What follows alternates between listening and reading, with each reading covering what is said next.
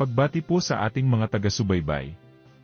Welcome po dito sa Senior Watch PH, ang inyong kaagapay sa mga pinakabagong balita at updates tungkol sa mga programa at serbisyo ng pamahalaan para sa ating mga senior citizens, pensioners, at kanilang pamilya.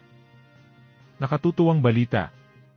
Tutuon ang Social Security System sa mas mabilis na serbisyo ngayong taong 2026 sa pamamagitan ng digitalization at paglipat sa paperless transactions.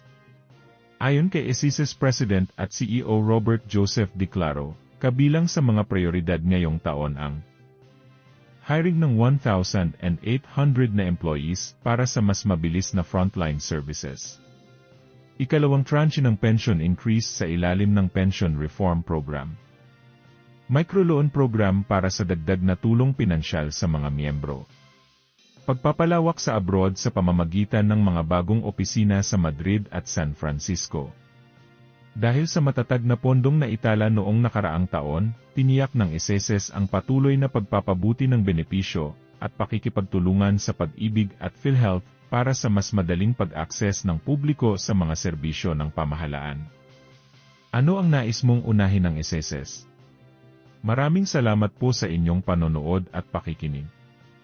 Muli, ito ang Senior Watch PH, naghahatid ng makabuluhang balita at totoong impormasyon para sa bawat senior citizen at kanilang pamilya. To God be the glory.